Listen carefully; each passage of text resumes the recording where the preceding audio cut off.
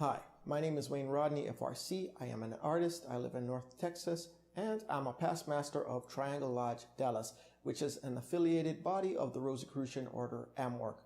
While the topic of today's video pertains to Rosicrucianism, the views and opinions that I'm expressing are completely my own, and I'm sharing them of my own accord with the hope that I'll be able to impart to you some of the inspiration and light that I was fortunate enough to receive from my affiliation with the order as I was crafting my tarot deck.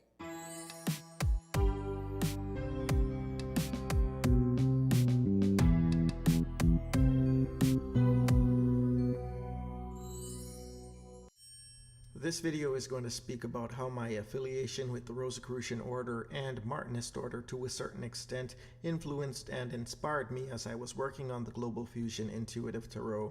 Now, obviously, there's a lot to be said where that's concerned, so I'm going to limit this to a few salient points. To be clear, the Global Fusion Intuitive Tarot is my personal work and is not the teachings of the Rosicrucian Order. With that being said, here's inspiration number 1. To start things off, I'm going to speak about a book that I think that more people should be aware of. It's already immensely popular with the fratres and sorors within the order, but generally speaking, I feel like this book has something to offer to anyone who has an interest in becoming a better human being. The book that I'm referring to is The Spiritual Laws That Govern Humanity and the Universe by the highly esteemed late frater Dr. Lonnie Edwards, FRC of Nefertiti Lodge in Chicago, Illinois, who was a retired surgeon, retired health commissioner, and upon his transition served as the vice president of the English Grand Lodge for the Americas. Spiritual Laws That Govern Humanity and the Universe is an inspiring piece of work, which is also in video format on the Embark channel, but the written work, the one I was introduced to first, is a beautiful collection of easy-to-read essays that, in my opinion, summarizes some of the highest ideals of anyone walking along the mystical path. There are 14 chapters, each dealing with a single concern. For example, there's a chapter on the continuum of life and the world of relationships, a chapter on detachment, and forgiveness and the indwelling soul, to name a few. Each time I read the book, I realize just how much work I need to do on myself. And the tone is never harsh. As I said, it's inspiring. It's like the words were channeled through love itself. During my term as master, the book was a source of inspiration for some of the public lectures that were held on our open nights. Right now, I'm just going to read the first paragraph in Chapter 7, Forgiveness and the Indwelling Soul. Forgiveness is a human and divine potential that lies within every human being. It is a divine art we all possess and are responsible for developing and utilizing. So why does forgiving seem difficult to us? What causes us to feel that by not forgiving, we strengthen and protect ourselves and thereby maintain power over the concerned party or condition? Do we think that when we forgive, we in some way lose our power?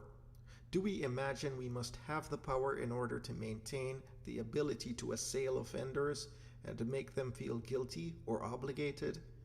What encourages us to feel justified in not forgiving? Is forgiving not appealing to us? You need to understand that we cannot truly move forward until we learn the process and power of forgiving. The chapter goes on to illustrate how being able to forgive is essential to the spiritual evolution of the individual, and holding on to things like grievances, ill will, resentment, and other negative emotions impacts the well-being of the body.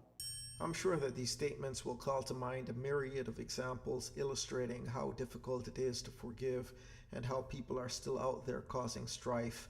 But as the chapter points out, in this university of life, one of the most important lessons is fostering right relationships, and experiences encountered in relationships often require practicing the art of forgiveness. The lessons we experience will repeat themselves until we understand how to effectively apply this principle.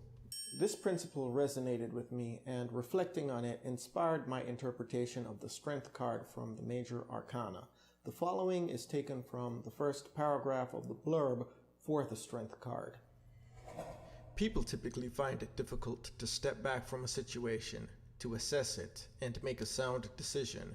Impulsive, reckless behavior can lead to conflict and strife. Even more difficult is the ability to forgive ourselves and others of transgressions.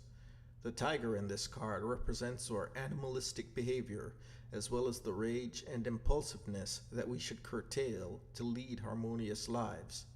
Despite the violent nature of the tiger, the young woman can retain her composure as she sits atop the ferocious beast, giving us the impression that the volatile forces at work are within her control. And so it is for actual strength. The ability to channel or subdue destructive impulses and transmute them into beneficial energies requires real power. This leads me to my final bit of commentary. In the description for the Global Fusion Intuitive deck, it mentions that the deck was inspired by my interest in Rosicrucian mysticism. I was on social media responding to inquiries about the deck when I came across a comment where someone was asking what was specifically Rosicrucian about the deck. It's a good question, and I thought that I'd like to respond in video in case it gets asked again. First of all, the deck is syncretic, and there are symbolic pictorial references here and there. For example, the crocodile on the Fool card, a nod to the Rosicrucian Egyptian tarot of H. Spencer Lewis. And then we have the Hermetic Cross and Cordelier on the Hermit card, familiar elements in the Western mystery tradition. Then we have the Justice card using a depiction of Ma'at, who is both a figure and a principle of great significance. Then the Queens in the Minor Arcana are all subtle nods to the Splendor Solace alchemical illustrations. But symbolic depictions aside, what's more important is that the deck tries to uphold the values and ethics of the Rosicrucian ideal, specifically that we're all one people and that we should strive to be in harmony with each other, with ourselves, and with nature. Even the name of the deck, Global Fusion, alludes to this, as well as the advice to trust your intuition, your inner teacher, the master within. If I were to have laden the deck with symbols associated to a specific time period, say for instance the early 1600s when the Rosicrucian manifestos were published, the iconography of that time period was very specific to a European conceptualization of the world, and therefore it wouldn't be global fusion. As revolutionary, as illumined as it was for its time, and as mystically relevant as it is today, ultimately choosing iconography from any static period in time would limit its scope, in my opinion. It would be intriguing for some, but isolating for others. So instead, what I did was take bits and pieces from the primordial tradition and wove it into my own eclectic mixture, and that was the intention anyway. So with that, we're going to bring this video to a close. As usual, thank you for watching. Please feel free to drop a comment and share your opinion. Share this video with others. Like and subscribe. Links to everything are in the description. Peace and blessings, and have a wonderful day.